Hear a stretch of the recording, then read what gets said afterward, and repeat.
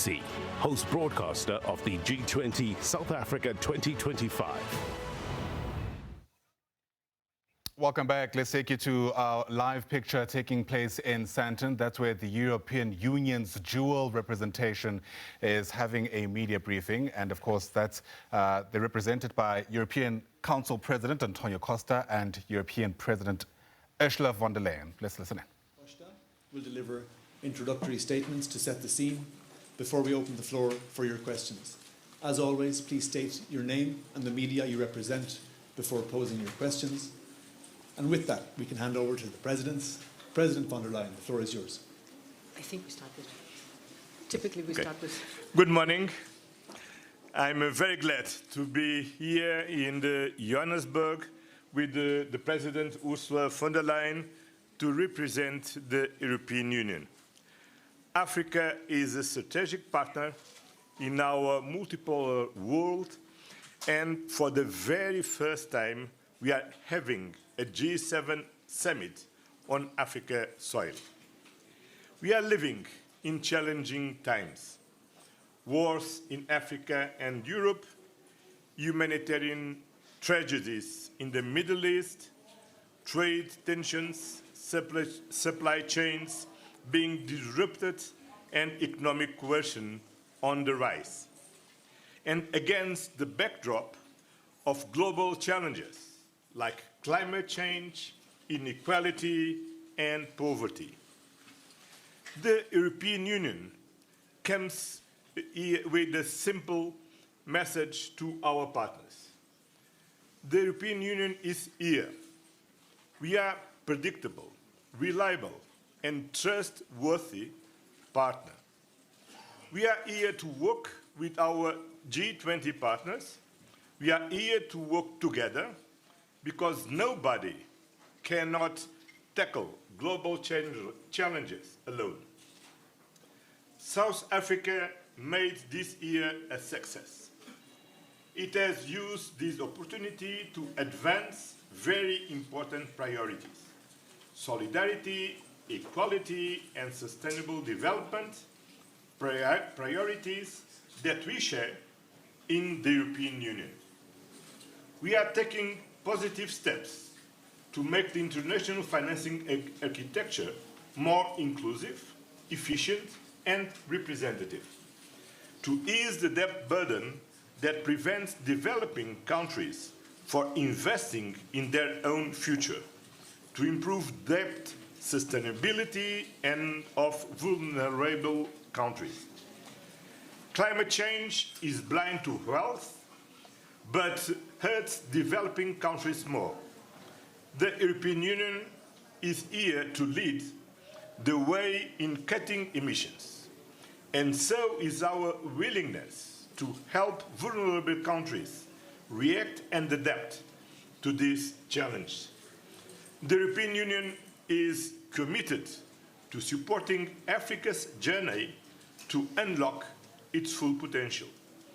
And we are looking forward to engaging with all African Union countries at our summit with them early next week. Finally, on critical minerals, diversifying supply chains and reducing dependencies is a priority for the European Union. Concentrated production increases geopolitical and economic risks. We must build strategic autonomy. This requires us to engage with different parts of the world and with new partnerships while strengthening existing ones.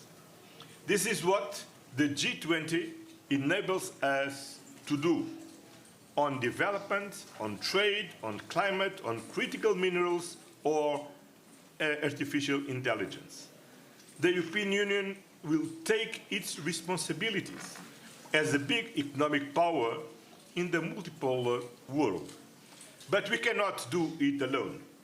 We need all G20 members to take bold, collective action. This is what this summit is about. As the world becomes more multipolar, we need more multilateral cooperation, not less. To paraphrase Bishop Desmond Tutu, I would say, our commitment to multilateralism is bound up in yours.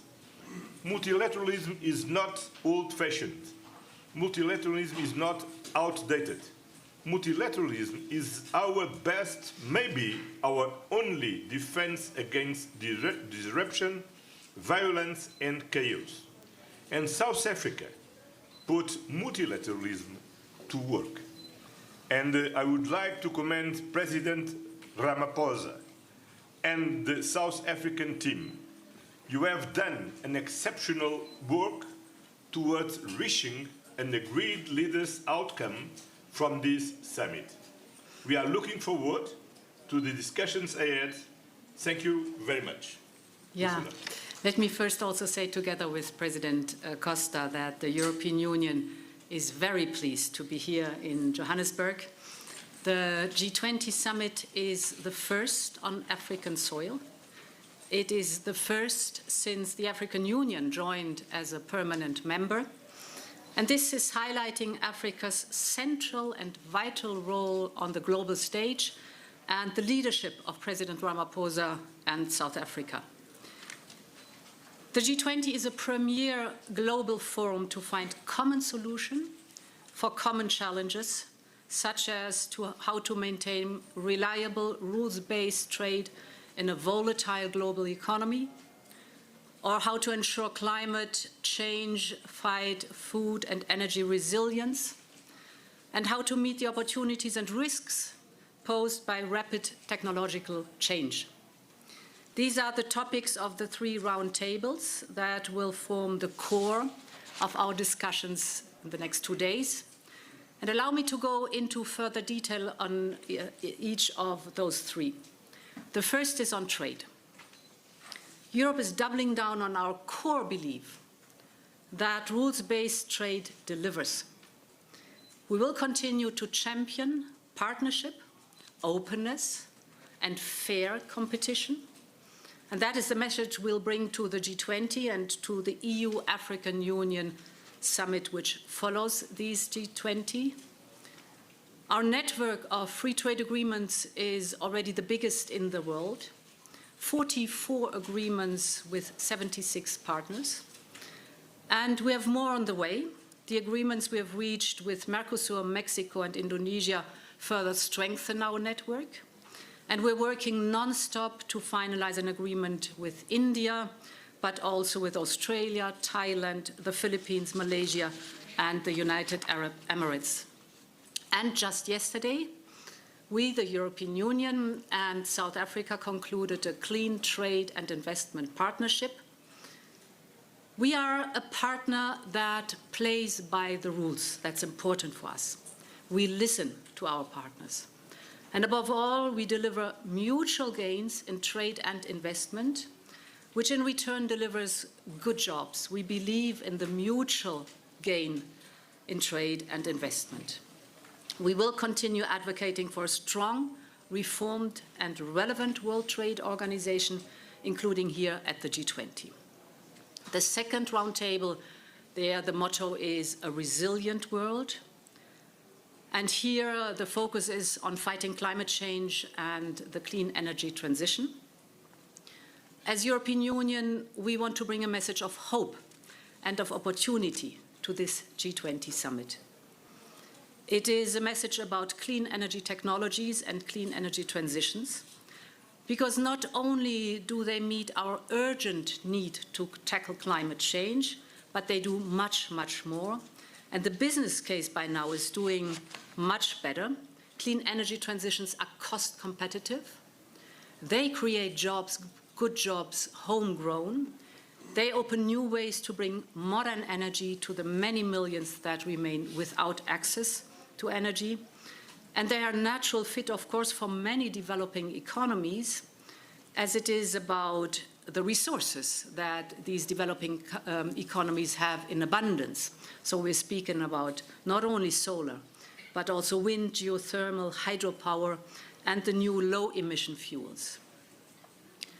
But for the clean transitions to really succeed, it must happen everywhere. That's important. And this is where reliable cooperation between trusted partners is yet again the best way forward. I welcome South Africa's making this a focal point of their G20 presidency. Just think about two figures. Last year, the investment in clean energy was globally 2 trillion, but only 2% of these investment went to Africa. But Africa is the continent with 60% of the world's best solar potential. So this cannot be. We must change this imbalance. And that is at the core of the European Union's Global Gateway Initiative. Of the whole 300 billion euros, 25% go into energy investment, and this to the Global South. The European Union wants to be Africa's partner of choice. That is for us important. And the opportunity is now, and therefore I welcome that there is a side event here at G20.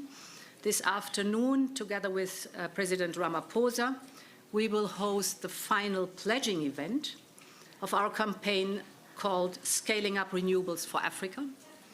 It will be a key moment because we will convene governments and investors and philanthropists to come together and to power Africa's future.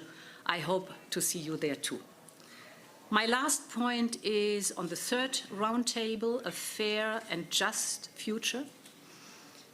And here we will discuss the new issues like digital governance and how to enter the global economic mainstream with digitalization. And that's why I'm looking forward to our discussions on artificial intelligence. Artificial intelligence, we all know, is a revolution, but we must make it a revolution with citizens at its core. For Europe, innovation and accountability don't pull in opposite directions. On the contrary, they push together. And we are already working hand in hand with G20 partners who share the same vision of AI. It must be a game changer for good.